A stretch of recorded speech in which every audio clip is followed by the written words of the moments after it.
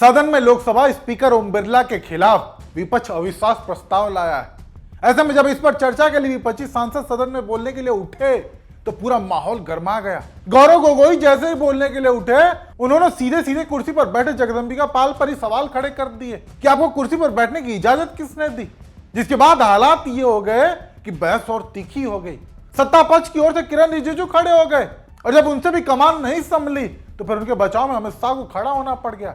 लेकिन समय रहते ही जब प्रियंका गांधी खड़ी हुई तो उन्होंने नेहरू जी को कोट करते हुए मोदी सरकार की ऐसी चुटकी ली कि फिर पूछिए मत। कई सांसदों को सदन से बाहर का रास्ता नापना पड़ गया। हालांकि इन सब के बीच एक और महिला सांसद महुआ मोइत्रा, उन्होंने तो बीजेपी सरकार की ऐसी बखिया उधेड़ी है, वो भी पूरे डेटा के साथ, जिसे सुनकर अमित शाह भी बौखला गए। बाकी इन सब के बीच जो कसर बाकी रह गई थी वो ऐसी ने पूरी कर दी। वो तो पूरी रूल बुक लेकर सदन पहुंचे थे, जिसके बाद उन्होंने ओम बिरला को लेकर ऐसी ऐसी बातें सदन के पटल पर रखी है जो वाकई हैरान कर देने वाली है। ऐसे में आज हम आपको दिखाएंगे कि सदन की कार्रवाई का दूसरा दिन कितना हंगामेदार रहा और कैसे विपक्षी सांसदों ने अमित शाह से लेकर तमाम बीजेपी सांसदों की बोलती बंद कर दी। ऐसे में शुरुआत गौरव गोगोई से, जहां उन्होंने रूल बुक के हवाले से स्पीकर की कुर्सी पर बड़ा सवाल खड़ा कर दिया, जिसके बचाव में किरण रिजिजू भी खड़े हो गए और तो और गृह मंत्री अमित शाह भी।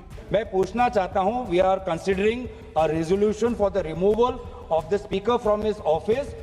How has it been decided that chairperson honorable Jagdambika Pal ji will be sitting on the chair? How, sir?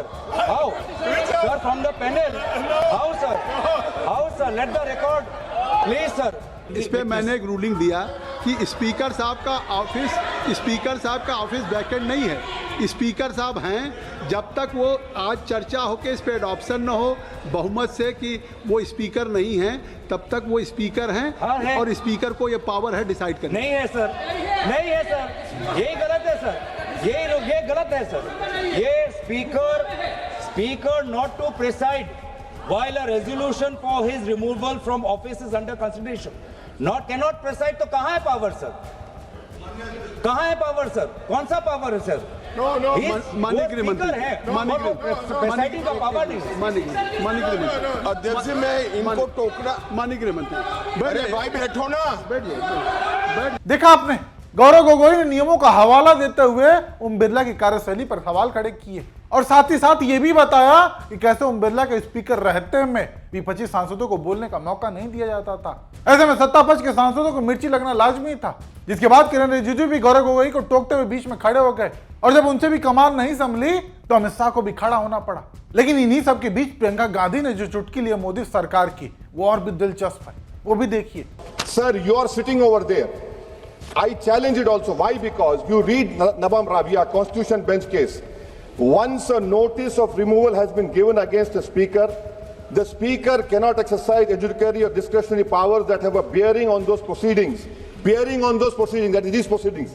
The speaker has a direct personal interest in the outcome, and that interest disqualifies him from acts that shape these proceedings. You take the judgment of Quixote Holohan. Supreme Court reinforced that constitutional functionaries exercise adjudicative function must observe natural justice. You have been appointed by the speaker. I am of the opinion that you cannot sit over there and take up these proceedings.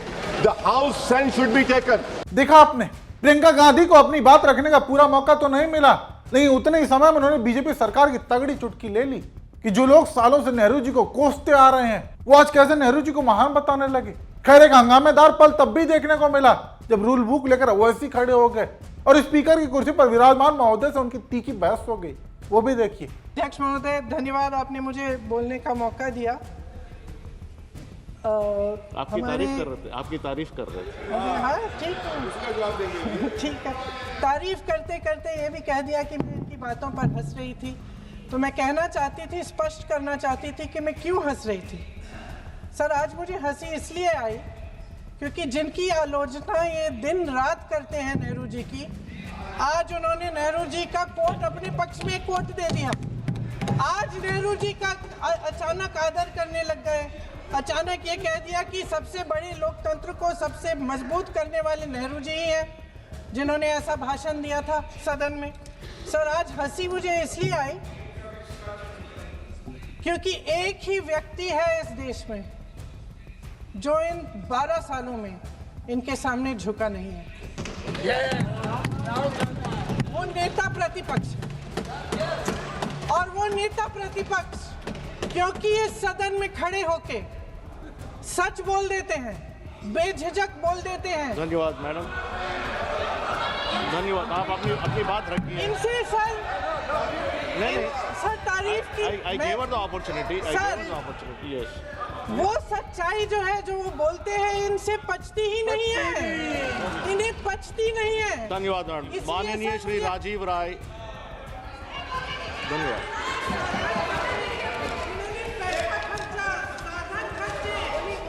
नियमों के हवाले से वैसे ही ने वो बातें रख दी जिसके बाद सदन का माहौल और भी गर्मा गया। और इन्हीं सब के बीच बोलने के लिए खड़ी हुई महिला सांसद महुआ मोइत्रा, जिन्होंने बंगाल में चल रहे एसआईआर और साथ ही साथ स्पीकर ओम बिरला की कार्रवाई के दौरान जो दिक्कतें देखने को मिली थी, पूरा डेटा लेकर वो पहुंची थी सदन में। The Honorable Speaker of the 18th Lok Sabha has achieved many firsts. Unfortunately, all of them have been less than graceful benchmarks.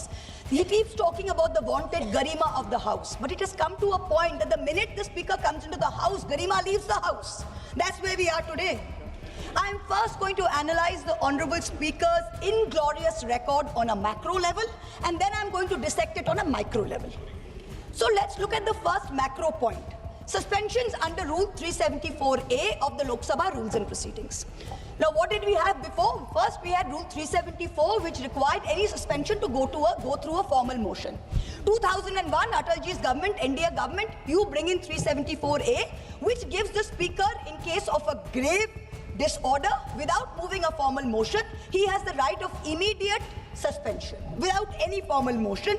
And this rule, the way it has been abused by the current Speaker, is the very antithesis of democracy. It is all that democracy should not be.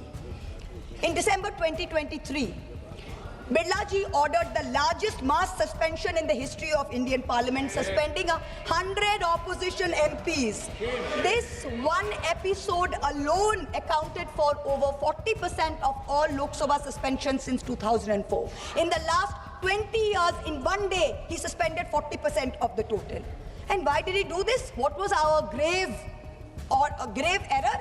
We wanted a statement from the government on the breach of the parliamentary security. Was this not a matter of national importance? You tell us. Let this be a fair and neutral debate. Now, while these MPs were suspended, Birlaji presided over the passage of 3 criminal amendment bills without any substantive discussion. I would say he's criminally complicit in throttling democracy. Criminally complicit in throttling democracy. But this incident was not a one-off for him.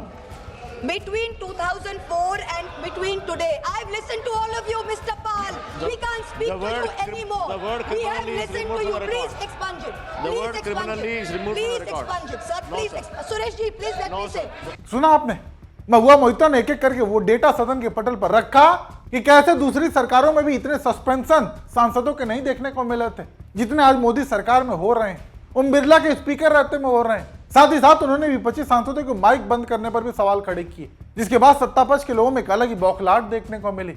हालांकि अब ऐसे में देखना ये होगा कि speaker के खिलाफ सदन में जो अविश्वास प्रस्ताव लाया गया है, इसका क्या निष्कर्ष निकलता है।